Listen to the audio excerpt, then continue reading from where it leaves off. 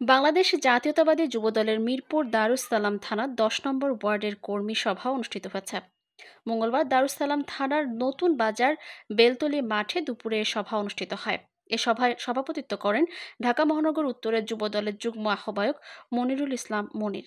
প্রধান অতিথি হিসেবে উপস্থিত ছিলেন বাংলাদেশ জাতীয়তাবাদী যুবদলের ঢাকা মহানগর উত্তরের সদস্য সচিব সাজ্জাদুল। প্রধান অতিথি হিসেবে উপস্থিত ছিলেন বাংলাদেশ জাতীয়তাবাদী যুবদলের ঢাকা মহানগর উত্তরের সদস্য সচিব সাজ্জাদুল মিরাজ। প্রধান বক্তা হিসেবে উপস্থিত ছিলেন মনিরুল ইসলাম স্বপন। ঢাকা মহানগরের উত্তরের নেতৃবৃন্দ সহ মিরপুরের জাতীয়তাবাদী দলের অঙ্গ সংগঠন, সহযোগী সংগঠন ও মূল দল সহ সকল নেতৃবৃন্দ উপস্থিত ছিলেন। প্রধান অতিথির বক্তব্যে সাজ্জাদুল হোসেন মিরাজ বলেন, দেশের এখন ক্রান্তিকাল, সবাইকে খুশি হলে চলবে না। আমরা এক পৈশাচিক স্বৈরাচার রক্তপিপাসুর হাত থেকে এদেশের জনগণকে মুক্ত করেছি মাত্র। এখনও স্বৈরাচার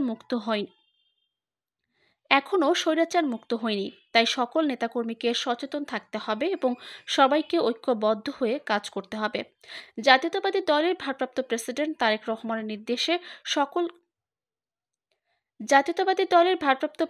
তারেক রহমানের নির্দেশে সকলকে মেনে চলতে হবে। ৩১ দফা বাস্তবায়ন করতে হবে।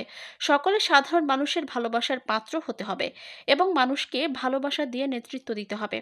আমরা সকল নেতাকর্মীকে আগাম হুঁশিয়ারি দিয়ে রেখেছি, গত সরকারের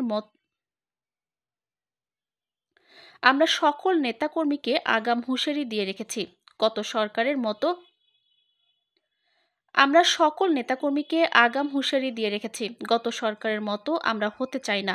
আমরা হতে চাই সকলের ভালোবাসা নিয়ে সরকার গঠন করতে চাই। আমাদের রাষ্ট্রনায়ক বলেছেন, চাঁদা মুক্ত, সন্ত্রাস মুক্ত এবং জুলুমবাজ অত্যাচার মুক্ত একটি শাসন ব্যবস্থা কায়েম করতে। আমার মনে হচ্ছে এখানে আপনাদের ভিতরেই কিন্তু অনেক অনুপ্রবেশকারী আছে। এই অনুপ্রবেশকারীদের দিয়ে কর্মী সভা করে কোনো লাভ হবে না। আমার মনে হয় আজকের কর্মী সভার দিক থেকেই কিন্তু যোগ্য নেতৃত্ব বের হয়ে যেত। যে স্বৈরাচারী সরকারকে বাংলাদেশের ছাত্র জনতা গণ অভ্যুত্থানের মাধ্যমে এই দেশ থেকে বিতাড়িত করেছে, এই স্বৈরাচারী সরকারের আমলে এই দারুস সালাম থানা যুবদল, দারুস সালাম থানা প্রতিটি ওয়ার্ড কি পরিমাণ নিপীড়ন নির্যাতন হয়েছে আমি জানি। কারণ এই তিনটা থানায় দারুস সালাম, মিরপুর এবং পল্লবী থানার অন্তর্গত ঢাকা ১৪ আসন গঠিত। এই ১৪ আসনে আসলাম নামে একটা নরপিশাচী ছিল, যে সেই এমপি হিসেবে ছিল। নেতৃবৃন্দ আপনারা জানেন, হাজার হাজার কোটি টাকা সে কামিয়েছিল। দেশের যে জনগণ তাকে ভূমিদস্যু বলে, যে দেশের জনগণ তাকে, যে এলাকার জনগণ তাকে নানান ধরনের টাইটেল দিয়ে থাকে।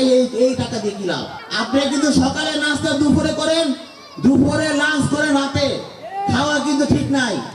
কারণ এই দেশকে সুসংগঠিত করতে হলে অগণিত পরিশ্রম আপনাদের করতে হচ্ছে।